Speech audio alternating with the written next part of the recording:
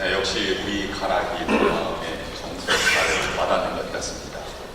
오늘 찬양 하나님께서 받아주셨을 줄로 믿습니다. 그 사람은 누구를 따라가냐 하면 강한 자를 따라가게 되어 있습니다. 헌신과 봉사는 연약한 자로 향해서 나아가지만 우리가 마음으로 따라가는 사람은 강한 자를 따라가게 되어 있습니다. 누가 강한 자냐 하면 꿈을 꾸는 자가 강한 자이죠. 꿈을 포기하지 않고 끝까지 하나님이 주신 꿈을 목표로 삼고 살아가는 사람이 흔들림 없는 강한 자다 하는 것이 오늘 설교의 큰 흐름입니다. 오늘 임원 임명 및 헌신 예배를 드립니다만 임원들이 헌신하고 희생하는 것도 중요합니다. 그리고 봉사하는 것도 굉장히 중요한 일입니다. 우리가 작은 예수가 되어서 교회뿐만 아니라 사회 속에서도 헌신하고 봉사하는 것도 중요합니다.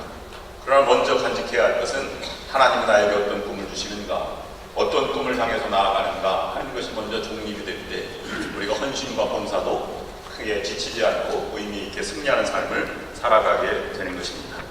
하나님이 주신 꿈, 이 꿈이라고 하는 것은 잊혀질래야 잘 잊혀지지 않습니다. 강하게 나를 붙드는 힘이 되기도 합니다. 우리 흔히 하는 말에 걷는 자보다는 위에 뛰는 자가 있고 뛰는 자보다 더 그 위에는 나는 자가 있고 나는 자 위에는 붙어가는 자가 있다. 이런 말이 있지 않습니까? 붙어간다. 하나님의 꿈에 사로잡혀 있다. 이런 개념을 묵상하고자 하는 것입니다. 그럼 잊지 마시라고, 오늘 설교를 잊지 마시라고 우스갯소리인데요. 오늘 어제 새벽에 나누는 것입니다만은 그럼 잊지 마시기를 바랍니다. 붙어 사는 존재 중에는 벼룩이 있습니다. 벼룩은 사람에게도 붙고 개에게도 붙고 소에게도 붙고 새도 있고 쥐도 있습니다. 그래서 쥐벼룩, 쥐벼룩이라고 말하죠. 그런데 이 벼룩이 하나님 앞에 나아가서 소원을 빌었습니다. 다른 존재가 되게 해주십시오. 그렇게 빌었습니다. 벼룩이, 첫 번째 벼룩이 소에게 붙어있던 벼룩은 내가 보니까 소가 굉장히 큰 존재였습니다. 그래서 하나님이 너 뭐가 되고 싶으냐 그랬더니 나는 소가 되고 싶습니다. 두 번째 벼룩은 새에게 붙어있던 벼룩이었습니다. 그래서 넌 뭐가 되고 싶으냐 그랬더니 새가 되고 싶습니다. 넌 새가 되라. 세 번째는 가까이 쥐에게 붙어있던 것인데 쥐가 얼마나 빠른지 너는 뭐가 되고 싶으냐 그랬더니 쥐가 되라. 네 번째 벼룩 순서가 왔는데요. 이 벼룩은 소에도 붙어있고 새에도 붙어있고 쥐에도 붙어있었던 벼룩입니다. 너는 뭐가 되고 싶으냐 그랬더니 저는 세 개가 다 되고 싶습니다. 그때 하나님이 그렇게 되라 그랬습니다. 그런데 그 벼룩은 살아있는 존재가 되지 못했습니다. 왜냐하면 소, 새, 쥐, 소세지가 되었기 때문입니다. 잊지 마시라고 제가 말씀을 드립니다. 어느 순간인가 우리가 꿈을 잃고 한순간순간을 그냥저냥 살아가는 존재가 아닐까. 그리스도께서 부르신 그 위대한 꿈은 어디로 갔는가. 경건하고 거룩한 이러한 신성한 꿈들은 내가 가지고 있는가 하는 생각을 다시 한번 되짚어 보게 됩니다. 임기응변식으로 살아가는 사람도 많이 있습니다. 어느 소녀가 결혼식장에 난생 처음 갔습니다. 처음 간 결혼식에 얼마나 신부가 예쁜지 하얀 드레스를 입고 치장한 이 신부가 너무 예뻐서 엄마에게 이렇게 물었습니다. 엄마, 왜 신부는 왜 저렇게 하얀 옷을 입어야 해? 엄마가 대답할 말이 잘 생각나지 않았습니다. 그래서 이렇게 얘기했습니다. 그건 말이야, 하얀색이 행복을 뜻하는데 바로 오늘이 신부의 일생에 있어서 가장 행복한 날이기 때문이란다. 소녀가 고개를 갸우뚱하더니 다시 금방 질문했습니다. 그런데 왜 신랑은 까만 옷을 입고 있어? 엄마가 대답을 크게 잘못한 것입니다. 임기응변이 사람의 존재를 가르쳐 말하고 존재 의미를 대변해 주지 않습니다. 그러므로 행복하다 하는 것은 꿈을 가지고 출발하기 때문에 결혼식이 행복하고 복된 것이다. 이렇게 말할 수 있는 것입니다. 오늘 본문 요셉의 꿈 이야기를 통해서 우리가 어릴 때부터 듣던 이 꿈의 이야기를 통해서 세 가지 교훈을 묵상하려고 합니다. 첫 번째로는 이러한 꿈을 꾸시려면 위대하고 큰 꿈을 꾸십시오. 하나님이 주시는 꿈은 작은 일상의 꿈이 아닙니다. 왜냐하면 하나님은 크신 분이기 때문입니다.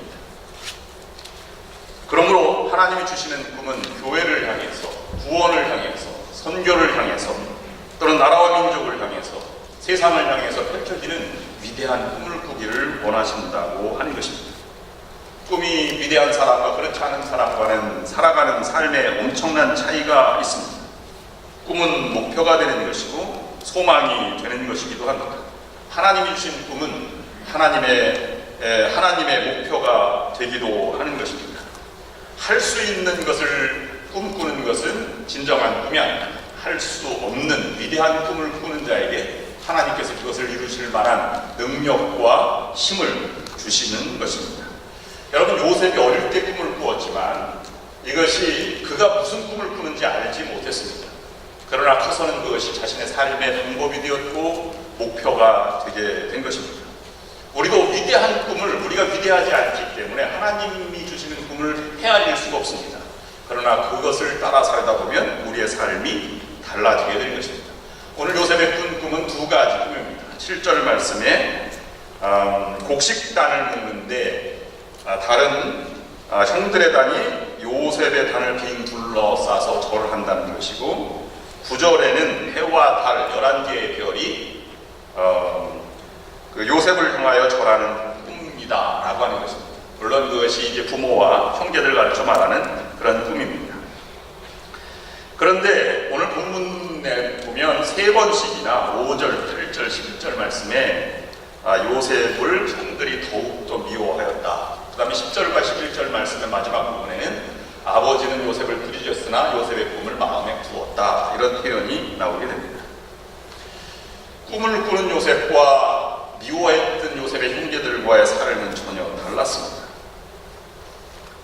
그러나 나중에 그 꿈을 이룬 이 이야기가 창세기에 있는 이야기가 아니겠습니까?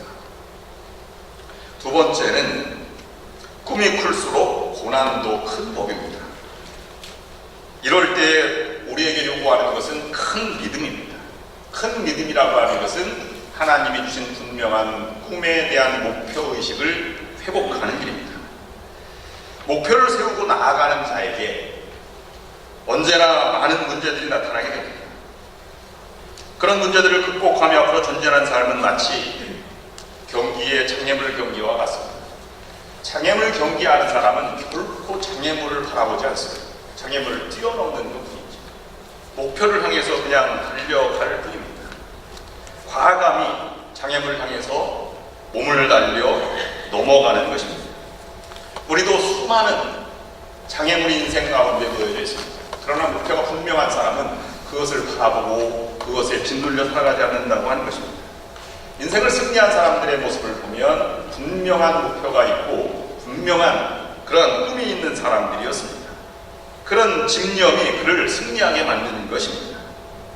장애물에 걸려서 시험에 들고 포기하는 사람은 목표의 집념이 약한 사람입니다.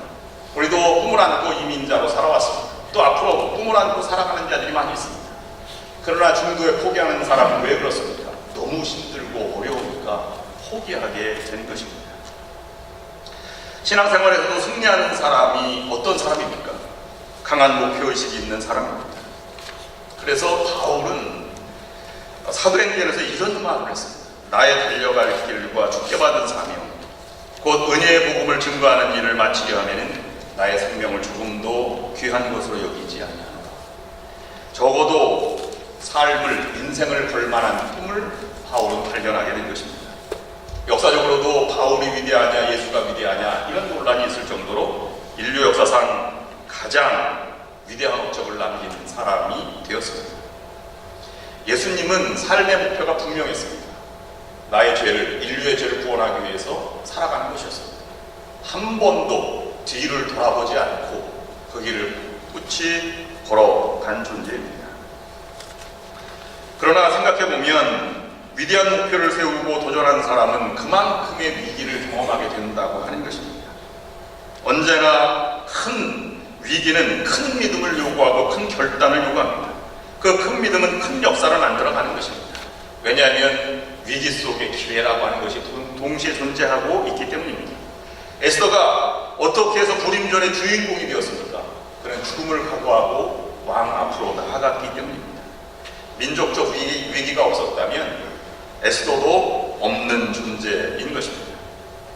좋은 교회, 위대한 교회는 위기를 하나님의 능력을 체험하는 기회로 만드는 큰 믿음을 가진 성도들이 많은 교회입니다. 큰 믿음의 성도들을 가진 교회가 사회를 인도하고 사회 속에 참다운 신앙의 길, 참 길을 인도할 수 있는 것입니다. 여러분, 어떤 형편이 와도 포기하지 마십시오. 큰 꿈을 간직하고 그 고난을 위대한 결단으로 극복해 나가시기를 주님의 이름으로 축원합니다. 보디발의 종으로 갔을 때 그는 그 속에서 주인의 신임을 받을 만큼 최선을 다했습니다. 차가운 감옥에 가야 했을 때에도 어려운 형편이 한두 가지가 아니었겠습니다마는 그러나 그는 포기하지 않고 위대한 결단을 순간순간 해나가게 된 것입니다. 성경을 읽다 보면 요셉이 난관을 만났을 때 실망하였다 말보다는 하나님이 그와 함께하였다는 표현을 쓰고 있습니다. 그러므로 형통한 자가 되었다고 기록하고 있는 것입니다.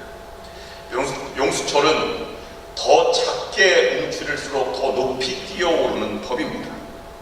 우리 그리스도인들도 용수철과 같이 되어야만 합니다. 큰 그런 위기가 닥칠수록 더 큰 하나님의 기회를 잡고 나아갈 수 있어야 하는 것입니다. 어제 1월 28일 조선일보 매거진 Y에서 나온 인터뷰 기사에 보면 광화문 세종대왕 상을 만들었다든지 아니면 이순신 장군의 상이 부식되어서 그것을 새롭게 고치고 그 다음에 쇳물로만 조형물 1만 개를 제작한 38년 된 주물장 박성규를 인터뷰한 기사 내용이 실렸습니다. 그는 수많은 어려움이 있었고 많은 고난이 있었지만 순천 공고를 졸업하고 장인이 되기까지 무수한 길을 걸어가는 그의 심경을 인터뷰하였습니다. 때로는 그가 너무 유명하니까 중국 선양의 한 대학과 건설회사에서 3억 원의 연봉과 인센티브를 주는 조건으로 그를 채용하기도 하였습니다. 그는 많은 고민을 하다가 포기하고 5년 일하고 돌아오다 내 명예와 내 순수한 꿈이 사라질까봐 나는 그것을 접었습니다. 그리고 차린 것이 작은 300만 원밖에 없는 그러한 것의 김포의 150평짜리 대지막사를 통해서 시작한 것이 그의 장인의 꿈을 이루는 과정을 그려나가고 있습니다.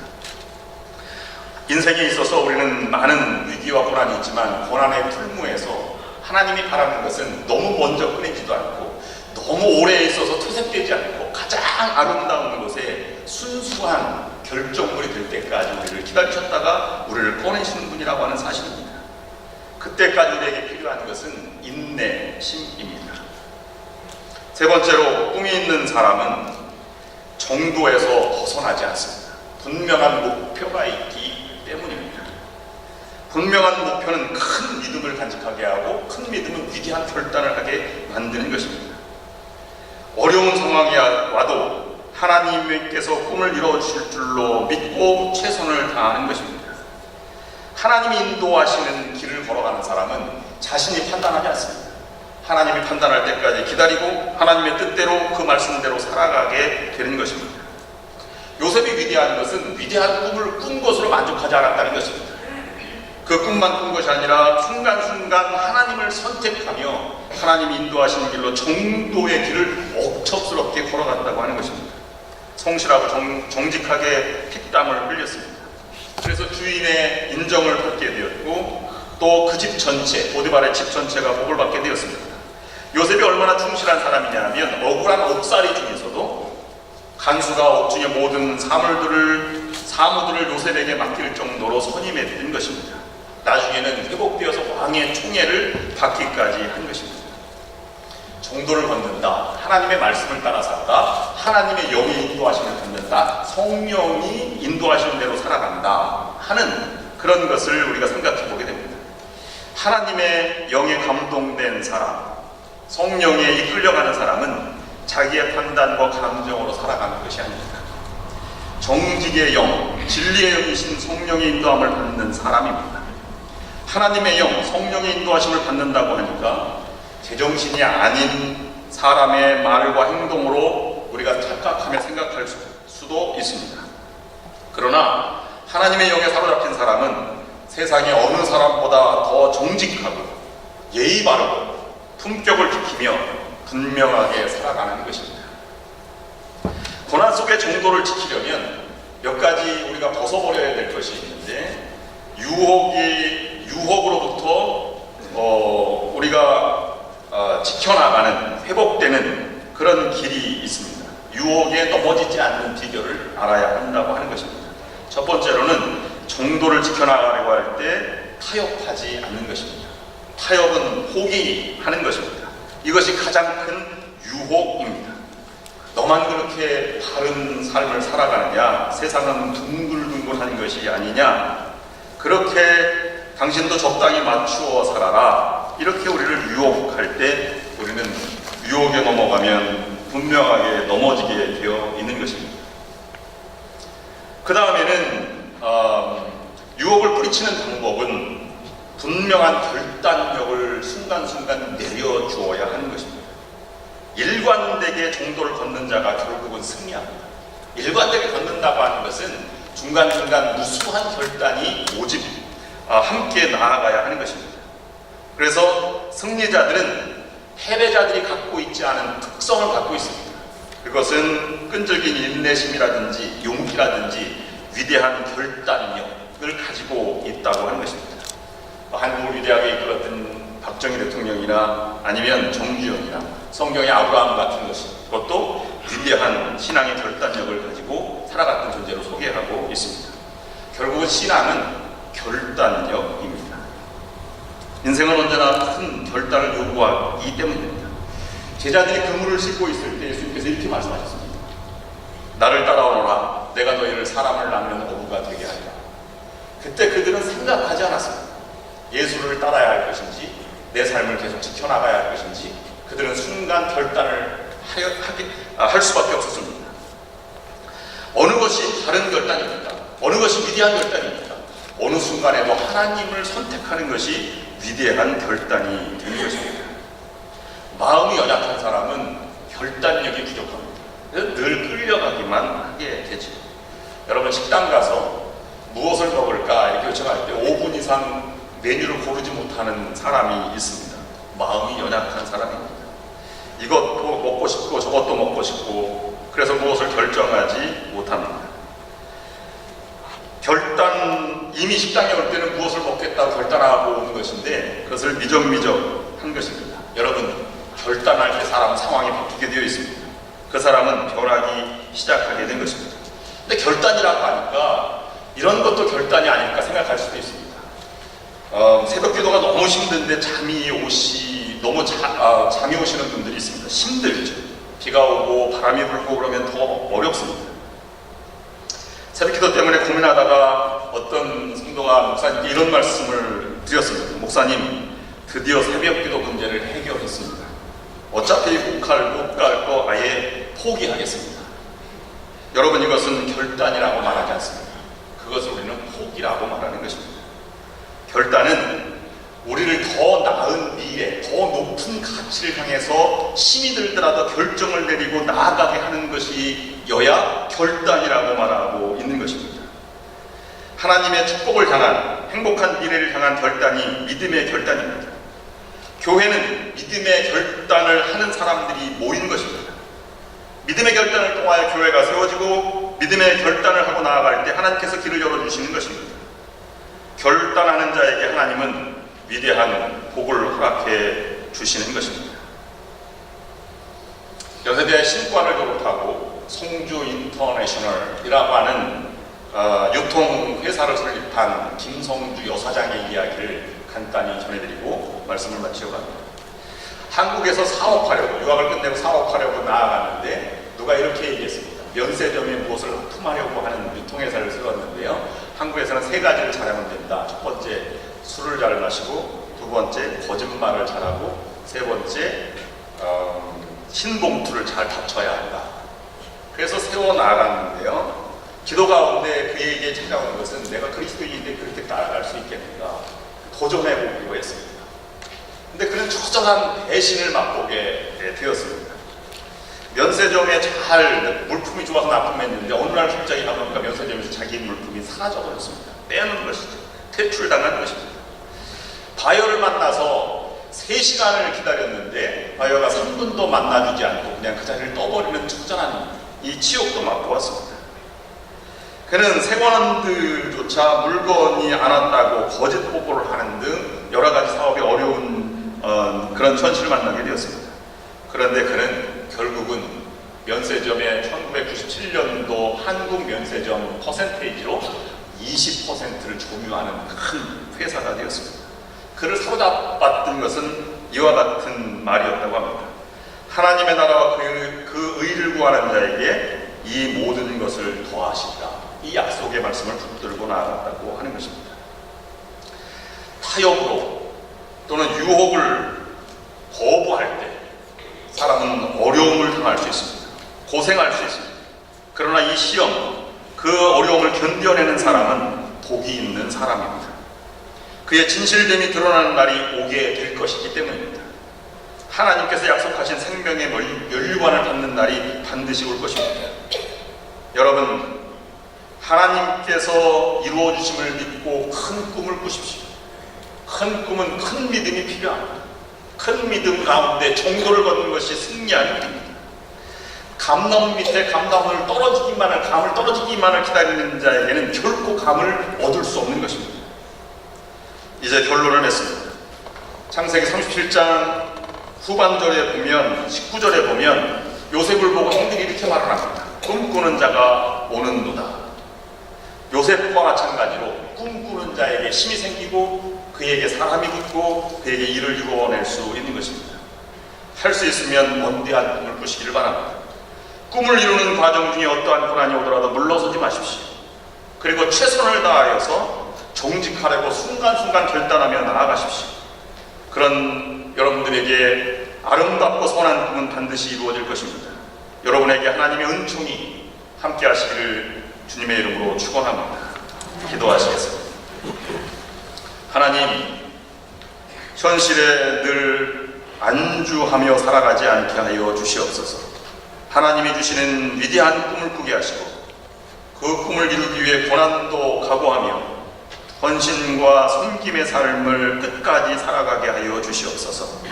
하나님과 함께 함으로 하나님의 마음에 합한 사람이 되게 하셔서 생각과 말과 행동이 정도와 품격을 유지하며 살아가게 하여 주시옵소서.